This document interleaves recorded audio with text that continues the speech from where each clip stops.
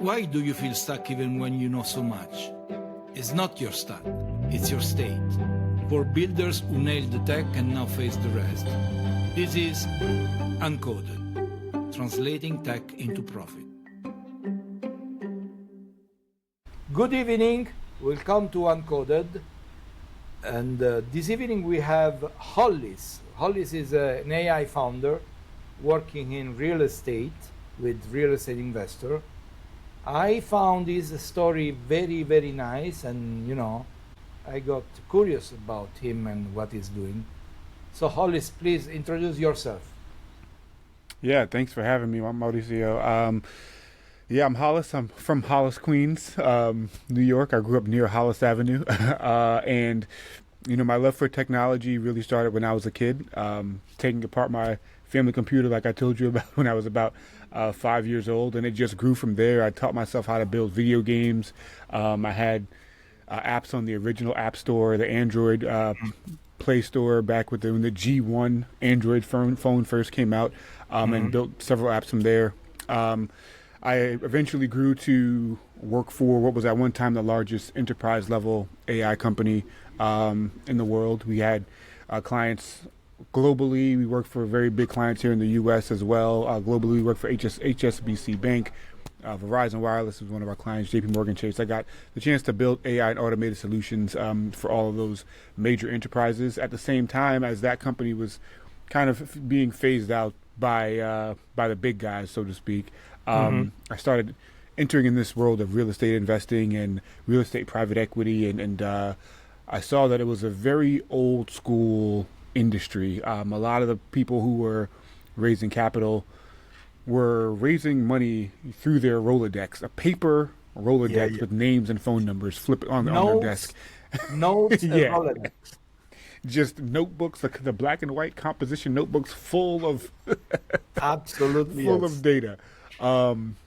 So I saw an opportunity there to try to improve those processes and help some people with that. And eventually it got to the point where people started to offer to pay me to build these kind of systems. And that's how we ended up launching Raise AI, which handles investor acquisition, engagement, and follow-up, all using AI tools. And we focus on helping real estate private equity companies. But we also work with a lot of different private equity funds as well.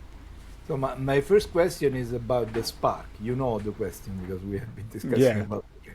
I imagine that the Spark was just like looking at the Rolodex and trying to find something which was more useful for them, I imagine. Yeah, absolutely. So a little bit of backstory. By the time I found real estate private equity, or syndication as we call it sometimes here in the States, I'd already tried 3 or 4 other different avenues of real estate investing. So I had some familiarity with what tools were available and systems and automations and CRMs and things like that.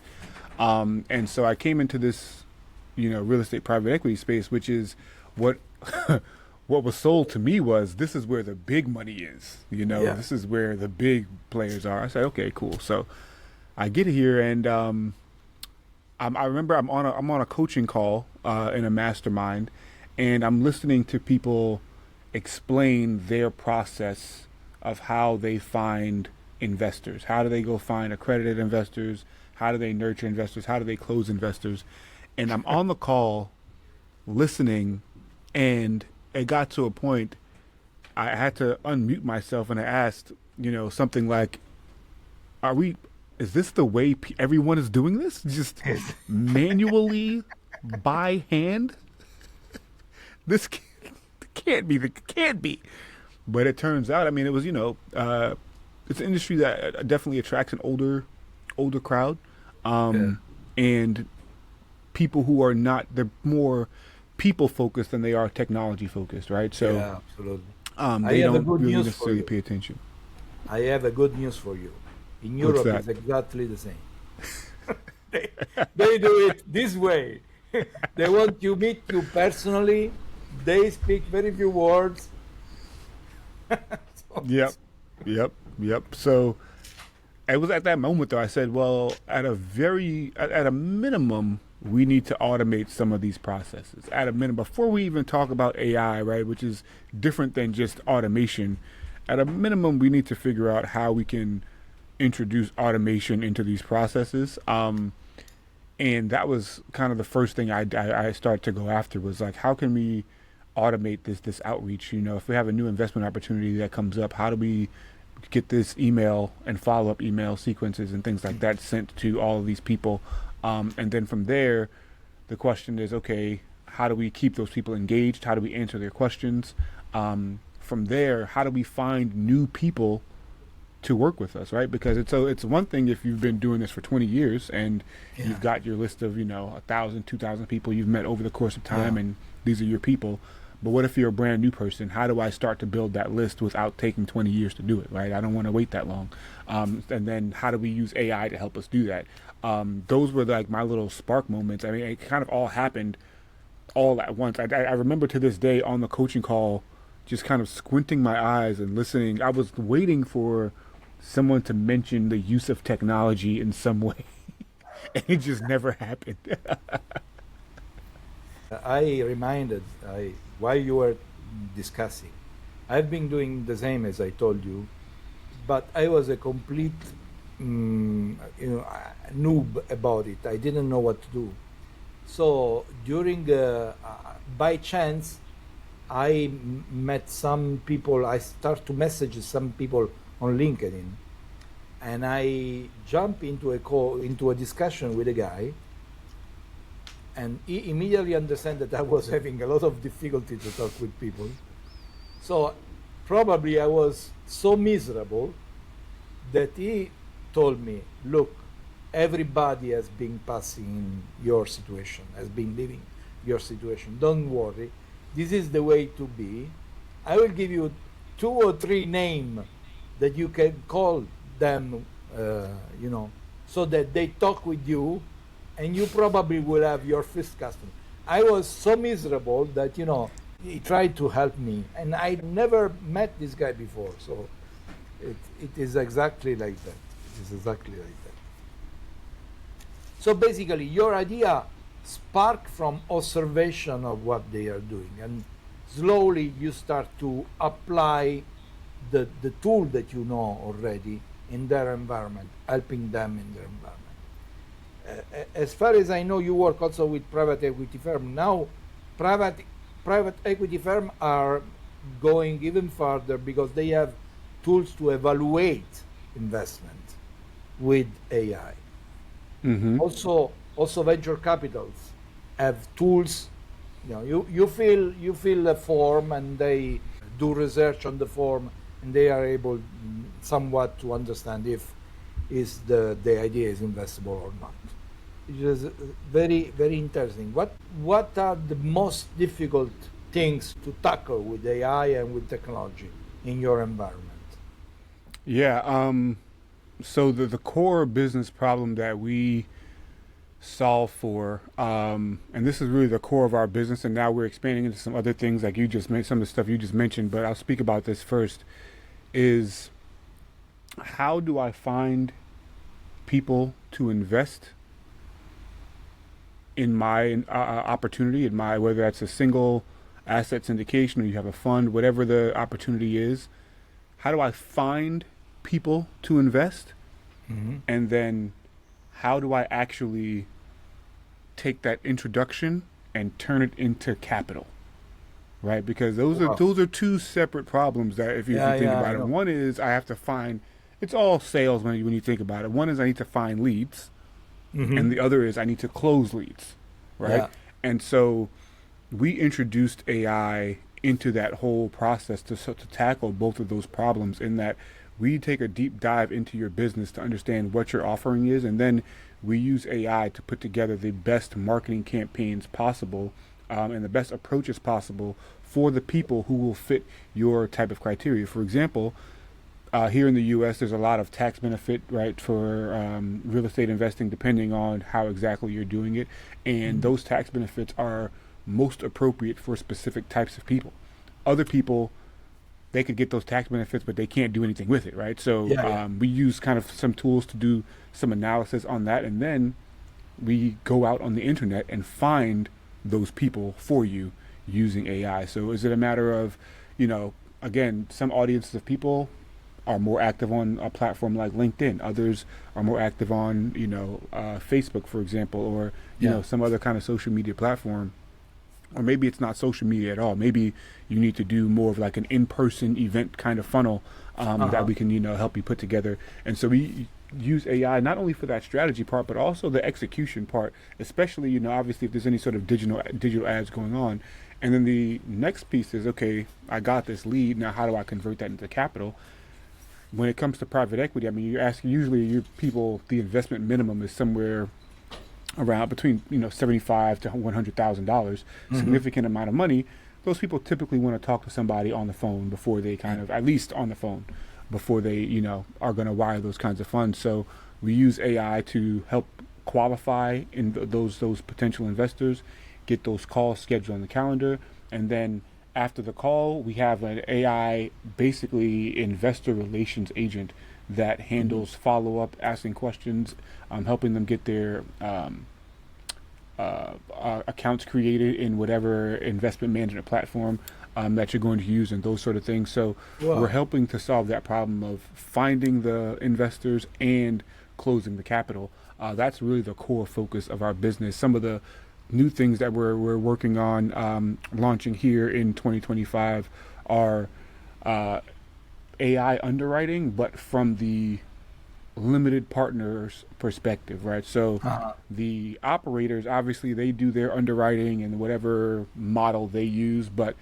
what's important to them is not what's important to the limited partner investor, right? That limited partner investor is going to have his own set of kind of criteria, his own desires, and so he's going to want to be able to look at a deal and see if it actually matches his criteria. Because if I'm the operator, I'm the person pitching the opportunity, and I know my opportunity has excellent tax benefits, of course, that's what I'm going to talk about. Excellent tax is going to make those tax benefits seem like it's going to change your life, and you're going to be the richest man on earth after that. But if Maurizio doesn't actually care about tax benefits, right, you need to be able to see that deal through your own lens of analysis. And so we're building AI tools specifically for that to help the limited partner investors as well.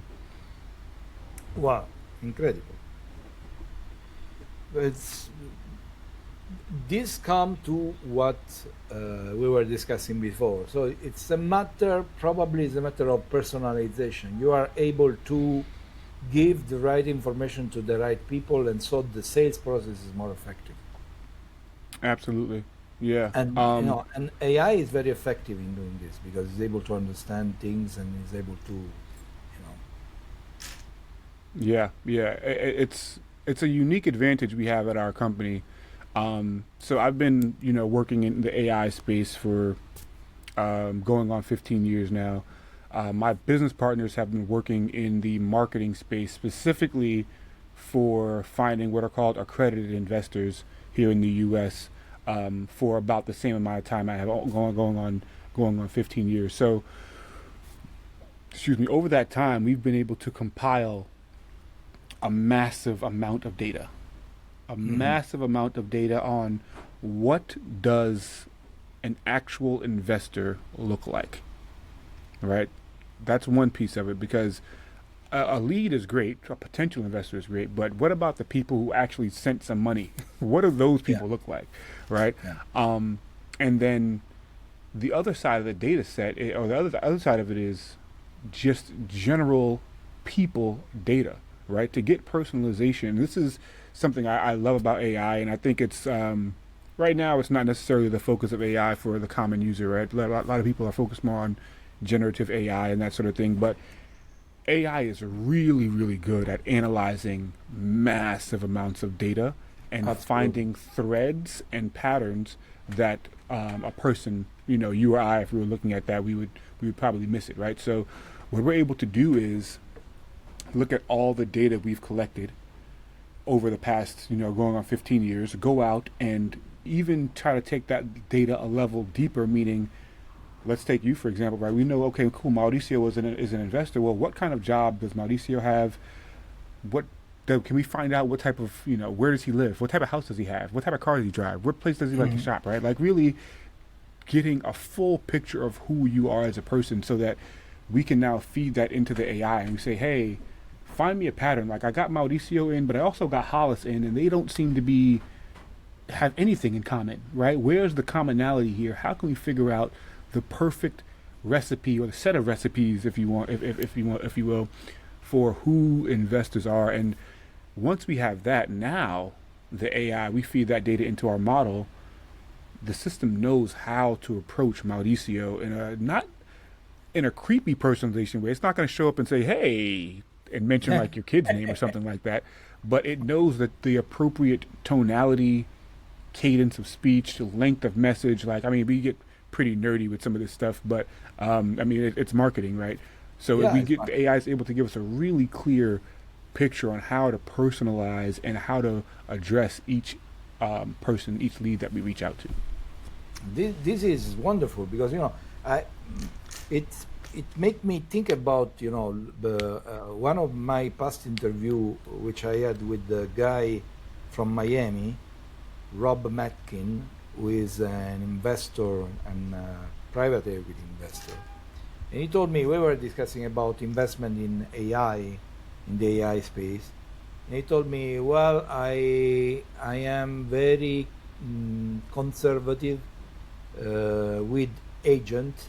There are a lot of boys building things on agent and so on, but I don't like to invest on them, because they don't consider, first of all, they normally use only one model, is that they are tied to a bigger guy, and as soon as the bigger guy decide, he will switch it off. But mostly what they don't understand is that in order for them to deliver a product, they have to use their data, their own data, in the model of the big guy. So they are giving him the full treasure, which is the data.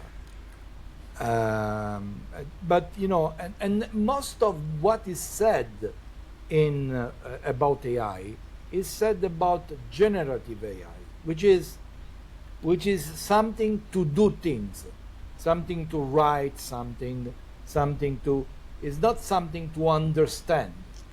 It's not, well, it's not, obviously I am cutting the cake in chunks. It's not always, this is not reality, but I like a lot the project or company that use AI to understand pattern. In the old way we have been using AI in the past, where we didn't have any generative AI tool. No, AI is incredibly good in discovering patterns, and discovering pattern in a lot of situations can give an incredible amount of wealth, of money, can create an incredible amount of value. So I see where you are going, and this is a very nice direction.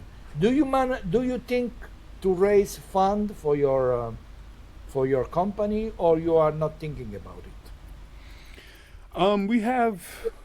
We have talked about it. I think we have maybe one or two small private investors who we're thinking about, but I don't know if we'll ever raise like venture capital or anything like that. Mm-hmm. But I can't say no either. I honestly can't say either way. Yeah. You have not been looking into it, which is, in my experience, the best way to do it. The best way. Fair enough. Because as you know, when you go to this kind of guy and you ask for money, you have to be really good in what you are doing. Yeah. Okay. Investor communication. We have been talking about investor communication. AI in this matter, in this field, as simply a role in explaining you how you have to talk with them, or there is something more behind it? Yeah, I mean, it actually does handle the communications itself in a lot of ways, and there are some pitfalls. Fortunately, like I've been able to bring a lot of experience in this space, so a little bit more of my background when I was consulting for these larger enterprise level companies. specifically the AI tools that the company I work for that we built were customer service AI tools. So if you think circa 2017, 2018, you would go to your bank website and you get the chat with the virtual agent, whatever they would call it, right? And you can what's my account balance, and they can know what your account balance was, and I lost my card, and chatbots, right? So I have a lot of experience in communications AI at the enterprise level, in particular working for some very specific companies that had very specific requirements about how to communicate, right? So I'm able to bring that experience into this private equity space as well, where there is a lot of regulatory concern. There are a lot of regulatory concerns. There are certain things that you can't say, right? Phrases you can't use. Absolutely. There's a lot of trepidation from the fund management team about letting an AI speak in its behalf, right? Because at the end of the day, the AI that's doing the speaking is a generative AI, which is prone to mistakes, right? It's very, very fallible. Yes. Exactly, the hallucination. So there's definitely some concerns there. And then there's also, what's the word I'm looking for? Channels of speech that people don't prefer, right? So for example, voice AI has gotten really popular over the last, 2 years or so. Companies like 11 Labs are really doing incredible work, but people are kind of off-put because specifically in the private equity space, again, we're talking about large amounts of money, large amount of trust that needs to be built. And so using AI in the wrong way could be really, really detrimental. Right? Really detrimental. So what we do is, the number one thing I always say is let people know they're speaking to an AI. Like if the person asks, are you an AI? Just say yes, right? Like so many times everyone's afraid to admit that, like, make it be a human. Like I don't want it to. It's way, way more distrustful for someone to think they were speaking to a human the whole time. And then it turns out it's an AI, right? Mostly just with this type of guy. Mostly with this 100%. 100%. If they understand that you lied to them, it's finished. Exactly. You don't want to mislead people in any way at all. That's number one. The second thing behind that is understand at what point human interaction is necessary. So this is something I learned, back in my consulting days. There are certain scenarios, certain interactions that even though the AI can solve the problem probably faster than a human, speed isn't what the person wants. They want empathy, right? They want empathy. And AI is not super good at empathy. There are, we can talk about some of that stuff, but that's not what it's best at. We'll put it that way, right? Yeah. So, for example, we'll talk about investor communication. If an investor sends a message in and says, hey, I'm missing my distribution from this quarter. I didn't get my payment, right? The last thing they want is for the AI agent to hop in and say, oh, I noticed that you didn't get your payment. How can I help you with that today, right? Like,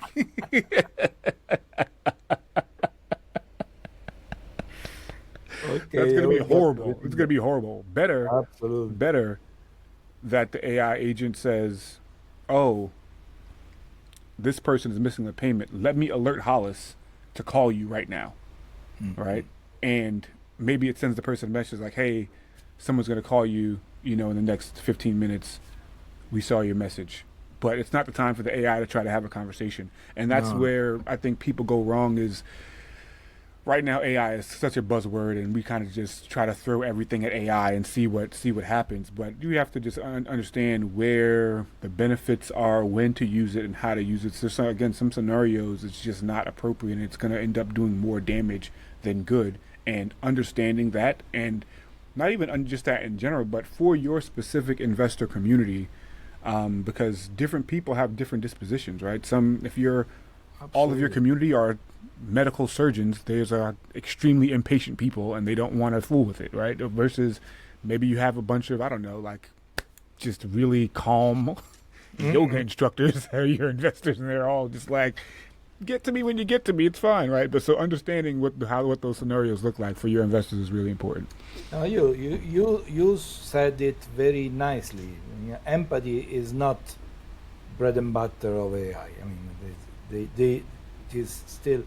I don't know if it will ever be so good as human treating people with empathy for AI system. Last two questions. The first one is technical. What is your biggest challenge as of now? What are you working in? What is taking your sleep at night as of now? As of now. And then for the future, what is the best wish that you have for yourself and for your company? What you would like to achieve? What would you like to happen? Yeah, great question. So biggest challenge right now, I would say there are two things. There are two things. One is the speed of this technology is very difficult to keep up with. I mean, both you and I have experience in the space. We kind of understand on the background a little bit how things are working, but it's just didn't move this fast before. It just didn't. You know what? I've been fast. analyzing this pattern because, for a living, I am an AI coach. So I've been trying to understand what is the main problem with the AI founders. You know what it is? They have a very fast growth normally, but they are all over the place. I literally talk with founders. I cannot stand this anymore. I am completely drawn. It's growing so fast. We have so many customers asking things. I am not able to even manage to find people to work for us. They are all over the place, really all over the place. And they are not able to organize themselves because they have very few time and they have very few space for doing anything. So it's very crazy, isn't it? Yeah, it is, and it's interesting because I think Sam Altman said it once. I think a problem that a lot of AI founders have is trying to solve problems AI has today, not anticipating that AI will solve that problem for itself tomorrow, right? So what we try to do is focus on the problems that our client has as opposed to trying to plug some hole that we think AI has. And who cares what tool or language or model or whatever we use to solve that problem? Nobody cares. But we're just focusing on trying to solve that problem in the best way possible. But it's the challenge is the best way is a different way every day. I think that you are to tell you what I think is you are doing it in the right way. I am doing it in exactly the same way. Because if you start to run after every single new thing in the space, you will spend your day wasting money and wasting time. Why, if you focus on doing what you are doing, possibly on a proprietary framework, on something that is yours, it's not of someone else. In fact, I normally demolish young guy that work using API from this large language model. Nowadays it's very easy to build the language model. Why you want to use OpenAI? Build yourself. In fact, OpenAI will help you build your own model. At least you own something. And then most of these guys, they run fast because their objective is to go to the venture capital, show them what they did, grab the money, and run away. And they will not see them anymore again. If you want to build something solid that remains, you have to do it gradually, and you have to shut your ear in respect to the news that every day, are pushing. Every day is simply every day there is something new, and Every it is day. something that is revolutionary. Most of the time. Exactly. So how can you survive with that? I mean, it is impossible. It is impossible. It's One interesting guy- because Yeah, sorry. One guy from India told me, "How can you do your job? It's impossible to be after the press during this day on AI." And I said, "In fact, I don't read any press. I don't read anything. I mean, I do my job and that's it." Yeah, sorry, I interrupted you. honestly. No. That's the way you have to do it. Otherwise, you'll just be drowned in this new thing happen or that new thing happen or this new, breakthrough. But I think leaning towards your second question about the future direction, something here's the fact: as AI grows, the most valuable thing will be data in whatever absolutely. vertical you're pursuing, right? Whether you're trying to sell nail polish, whether you're trying to sell houses or headphones, whatever, the most valuable thing will be data, user data. How do users behave using that platform? And so really what we're trying to put together long term is a very clear picture of how to raise capital from accredited investors and have that backed by data, a process fully backed by data. Because I'm of the opinion that intellectual IP, like software IP, is going to disappear in the near future. Absolutely. Like right now, I can take Facebook, put it into an AI, and say recreate this platform for me, and it's going to do a fair job of it. I can kind of piece it together little by little, and I can just recreate the whole thing. Yeah, Facebook's absolutely. website is not their value. Their value is that they have a lot of data. They have a lot of data. And so as we grow, that's our focus, is how do we, with integrity, collect data that shows the ideal journey to bring in capital for private equity. Very beautiful. Congratulations. I appreciate it. This is very smart. Yes, absolutely. Oh, the data observation is not a common one. Everybody is worried about models. They talk about models all the time, but they don't talk about the data, which is It's boring. It's not sexy. Just half an hour ago, I've been having a demo with a LinkedIn automation guy, and in the room there was another guy, which is doing business in the same sector in the last 20 years. So the LinkedIn guy was explaining what he can do automating conversational LinkedIn. Mm-hmm. And the other guy was, blown away. Oh, I can reply to messages on autopilot because AI understands the conversation and so on. So I was shocked about, the other guy asking him to write emails, for example, when he has more than 200 people working in the same niche that have been writing email in the last 10 years. So the LinkedIn automation guy has to explain you how you should write an email. There's something wrong. People don't know what they have. It's funny, man. People they don't know what they have. They don't understand what they have. Anyway, Hollis, thank you very much. It's been very, very nice talking with you. I hope it will not be the last time we talk together. Next time I come in New York, I drop you a line, I visit you because I'm curious. Please do. And thank you very much. Thank you very much. Thanks for having me on, Maurizio. Thank you. Have a nice evening. You too. Bye-bye. Thanks for listening to this episode. Follow the show so you don't miss any episode. And remember, for those looking for the secret sauce, there is none in the soup.